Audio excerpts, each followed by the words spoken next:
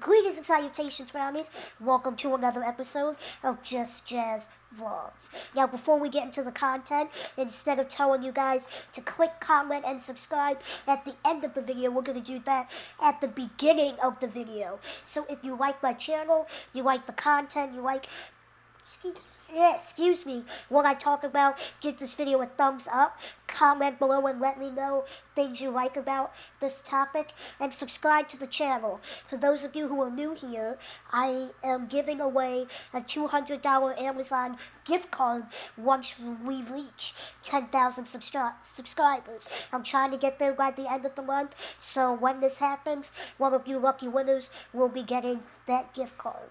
Now, moving on to the content of today.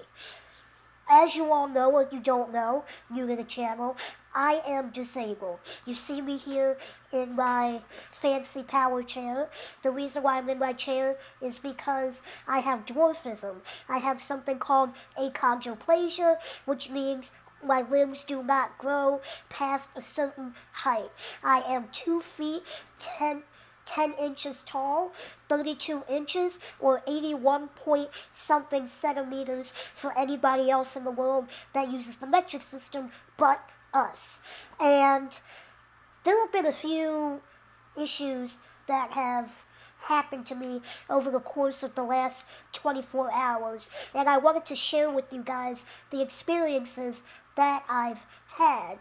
But before we get into that, let me just give you a quick summary of what the American Disabilities Act says and how I was not treated as such yesterday and in times past. The American Disabilities Act of 1990 is a civil rights law that prohibits discrimination based on disability. It affords similar protections against discrimination to Americans with disability as the Civil Rights Act of 1964, which made discrimination based on race, religion, sex, national origin, and other characteristics illegal. In addition, unlike the Civil Rights Act, the ADA also requires covered employers to provide reasonable accommodations to employees with disabilities and impose accessible requirements on public accommodation. Now, in the Disability Act, it states that we should not be discriminated against for a job or just things of that nature.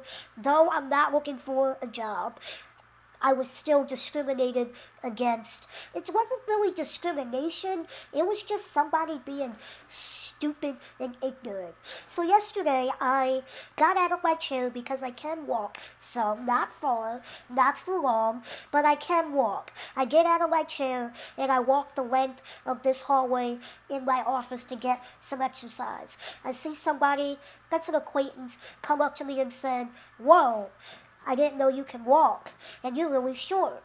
And I've gotten that before, so I'm kind of used to it. Yes, we can argue that they shouldn't have said that either, but whatever. So then after a few seconds of just talking back and forth, they're like, "Well, have a nice day," and he pats me on the head and walks away. And that is when I became infuriated. Why the fuck are you patting me on the head? Who the hell do you think you are? Now, inside I was raging and I was screaming and I was so damn angry because I know this guy or anybody else wouldn't do that to anybody else that they felt could, I guess, beat their ass. He knew that I was, or he thought that I was a weak link. So I took a deep breath, came back to my office. I knew that I wanted to tell him something, but I didn't want to be mean and rude. One, because it isn't right, and two, there are not a whole lot of black people in this audience, in this office, and I didn't want to be that one black person to go off. Anyway, after about a half an hour of cooling off, I went over to him and I said, I'm gonna need you to not ever pat me on the head again. And he said, "I'm sorry, I was just," and I kind of put my hand up, and I'm like, "I don't really care what you were just, or what your intentions were. I'm going to need you to not do that again. And he apologized profusely. I accepted his apology, and I came back. I thought I handled the situation well.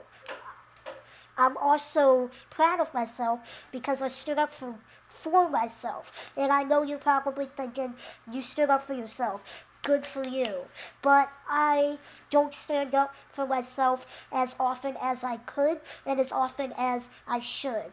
I always preach that when people discriminate against you for any reason, you need to nip it in the bud, as my mom would say, and cut it off right there. I don't always do that. To be honest with you, I am quite scared.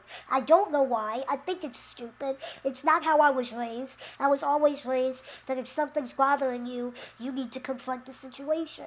And though I'm not, I like to pride myself in not being afraid of confrontation. I think on a level, I want everybody to like me, and I don't want anyone to be mad at me.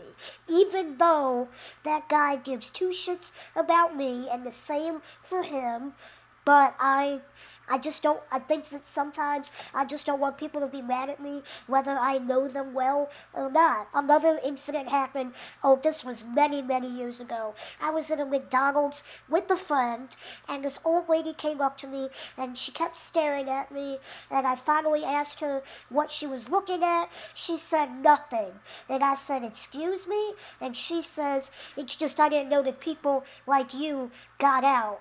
And at first, because this area was kind of a racist area, I'm thinking she meant you black people. So I said, you people? She's like, yeah, you disabled people. I guess on one hand I was relieved that it had nothing to do with color, but then on the other hand, I was ready to run this old lady over. Now at that time, I was really afraid to stand up for myself.